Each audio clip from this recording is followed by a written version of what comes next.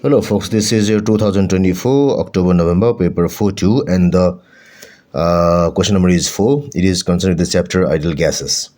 The first question says, state 3 of the basic assumptions of the kinetic theory of gases. So the first is of course random motion of the molecules, random, which happens constantly. It is neither decreasing nor increasing. It just happens. The next is the collision between the molecules is elastic. So in fact, the collision of gas molecules is a perfect example of elastic collision, where no K is lost. It just keeps on and on and on and on. Next is there will be no force of attraction or repulsion between them when they are at distance. They apply force only when in contact. So that means they don't possess potential energy. So lots of factors here. Now, number B. Explain how molecular movement causes the pressure exerted by a gas. So it asks about the origin of pressure. So when molecules move and they collide with the walls of the container, they undergo a change of velocity. And the change of velocity also occurs requires some time. So change of velocity means there is change of momentum. Change of velocity means there is change of momentum. And when there is change of momentum in a certain time, there is force. And the force applied in a certain area gives rise to pressure. So that's the simple fact. Now, number C. Figure 4.1 shows the variation with the thermodynamic temperature T of the mean square speeds of the two gases X and Y. So this is the variation. It's a straight line graph. For X, the slope is high, and for Y, the slope is less, as you can see from the graph. Now, figure 4.2 shows the variation with the T of the product PV for samples of two gases. So product PV here, where P is the pressure and V is the volume of the gas, like this. Here also, for X, the slope is less, and for Y, the slope is high. State 3 conclusions about the gases and their samples that may be drawn from figure 4.1 and figure 4.2. The conclusions may be qualitative or quantitative, so we can do that by calculation, or we can just say the theory. Use the space below for any working that you need. So let's just first start from this graph, because I have to take this space from outside. So let's just do this first. Let us do it for X. So for X, what we have is, the graph is for PV and T. We have PV is equal to nRT. So here this is in y-axis, and this is in x-axis. So this should be the slope. This is the slope. So that's why what we must have is slope is equal to n into r, and I must have n is equal to m by this r, slope by r. So now let's find the slope for X. Let us first find the slope for X. So slope for X is, this is slope for X is equal to, the y coordinate here is 0.9 into 10 to the power 3. So this is 0.9 into 10 to the power 3 minus 0, and the x-axis is 400 minus 0. So this should be, so it is 0.9 exponent to 3 divided 400 equal to 2.25. So mx is equal to 2.25. So for X, we have n for X is equal to 2.25 by R is 8.314. So this gives me n number of mole for X is equal to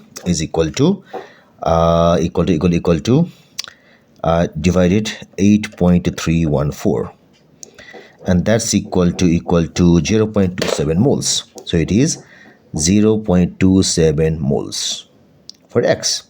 And for Y, it should be, what happens is, here we have a 0.9, and here we have 2, 2.5, 2.7. So 2.7 is 3 times of 0.9. So slope is 3 times. So if a slope is 3 times, then this is also 3 times. So it should be equal to 3 into 0.27 moles. So the conclusion is that number of moles of Y equal to 3 times number of moles of X. number of moles of X, and the values are like this. The second is, since we have got a PV equal to nRT, and PV is directly proportional to T, this should be the equation of the ideal gas. So PV proportional to T is the equation of ideal gas, which gives us PV by T equal to constant, which is NR, constant. This is the equation of ideal gas. So both gases ideal. Both gases are ideal. Now let's go for the first graph also. We have to draw some conclusion from here as well. So let me do the calculation right here. So here for let me do that for y. For y, what we have is the slope is let's do like this. So what we have is we know that 1 by 2 m c square average is equal to 3 by 2 kt. 2 gone, so this gives us c square average is equal to 3 kt by m. That's equal to 3k by m then t. This is c square average. This in the y-axis, this in the x-axis, so this should be the slope. So I have here slope is equal to 3k by m, and k is equal to what is sorry no, m is equal to 3k by slope. So now for y I have my is equal to 3k by slope of y, and that's equal to 3k is equal to this k is the Boltzmann constant, so it's equal to 1.38 into 10 to the power, I think it is 23, 23 divided slope of y. The slope of y is, here it is 2 here, this should be 3 here, this is exactly in the middle, so it is 2.5. So 2.5 into 10 to the power 6, it is 2.5 into 10 to the power 6. By it is 400 minus 0, so it is into 400. So this gives us 3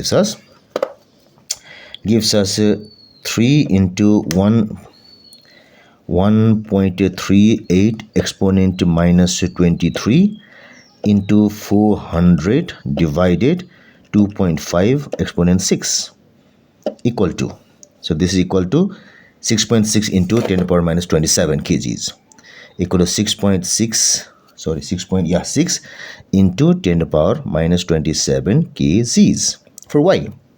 Now for x, this y quantity is twice, because it is 5 here, so it means slope is twice, which means if slope is twice, then mx should be less. mx should be equal to so you can see here my is this much, so mx is twice of the slope, and if slope is twice, then my should be half. So this mx should be half, should be equal to 1 by 2 into my, and that's equal to, it is 3.3 into 10 to the power minus 27 kg. So I can write it here. So what I have here is I can write mass of x equal to half of mass of y, or I can say mass of y double of mass of x. So let me correct this a bit. This is not mass of x, this is mass of one molecule of x, and this is also mass of one molecule of y, and this whole equation is for mass of one molecule. So I forgot to mention that, so please excuse me, and let us analyze it that way. It is about mass of one molecule.